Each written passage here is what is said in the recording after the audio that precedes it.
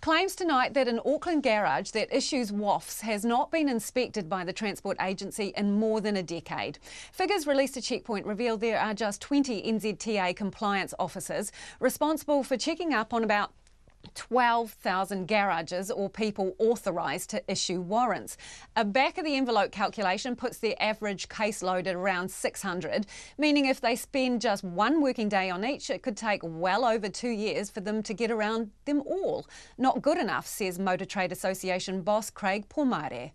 It's a ratio that means, unfortunately, inspectors aren't inspected themselves as often as they should be.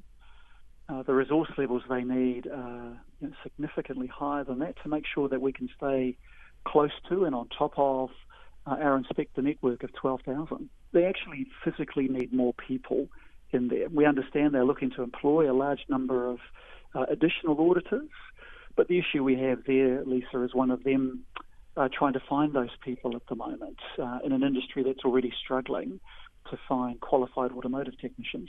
They are recruiting for 17 certification staff and 2 additional heavy vehicle specialist certifiers.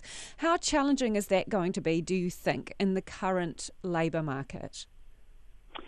Well, firstly, we're delighted that they are looking to find extra people, but it will be very challenging. A survey of our membership in 2017 showed that there is a gap in the market of about 2,000 qualified automotive technicians. Now, we assume that NZTA will probably be looking to draw from the same pool of qualified people. So at the same time they're trying to find them, our own businesses are also trying to find qualified technicians. So we think it will be a significant challenge. We have, through some work we did, though, in 2017, got ourselves back on the skills shortage list to help our businesses recruit, and that will also help NZTA potentially.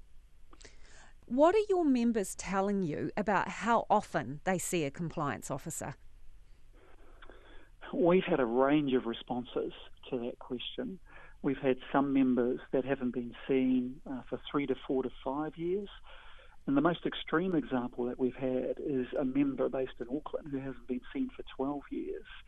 Now, we haven't asked every member what their experience is, so there may be some greater than that, but largely what we're hearing is in the 3 to 5 year range since they were last audited. Letting businesses go 3, 4, 5 years without a checkup, in essence, that has got to be dangerous, doesn't it? Lisa, we agree. It's not acceptable that our inspectors should not be seen sooner than 3 to 5 years, or in some cases longer than that. It's important that the regulator is in there making sure they're doing a great job.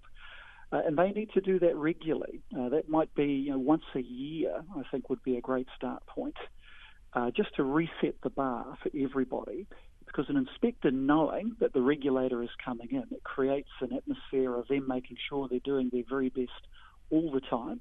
But knowing that someone's not going to come in for some period of time, unfortunately, that means in some cases, as we've seen, some people choose to take shortcuts, which we find to be devastating. Do you maintain confidence in the New Zealand Transport Agency?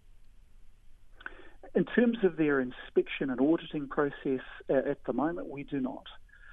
We are looking forward to the changes that they are proposing to that. They must move quickly. They must get extra people on the ground because they need to restore confidence both amongst the inspectors themselves and also the general public. How serious is that you have lost confidence in a fundamental part of their business, which is to keep Kiwis safe, and that is through warrant of fitnesses? You've lost confidence in that process. How serious is that? For us, as one of the largest inspecting groups in the country, that is a serious thing. We want to see them move quickly to restore that confidence by getting good people on the ground, getting them on the ground quickly, and getting those processes in place which mean that we can feel confident in that system again. How long are you going to give them? We would love them to have this in place early in the new year. Their challenge will be finding people in the first instance. As I shared earlier, there's a significant gap in the market for the people they're looking for and our industry's looking for. So the sooner they can move, the better. And what if they can't get it together within that time frame? What happens then? That then becomes an issue for the minister. and for the NZTA board to deal with at that time. But will you be making your feelings known to both the Minister and the board if you do not see change fast enough? Oh, very much so. And we plan to have to be communicating with both this side of Christmas to put our concerns in writing to them. And we did invite Fergus Gamby, the boss of NZTA, onto the show again. He has declined to be interviewed by me.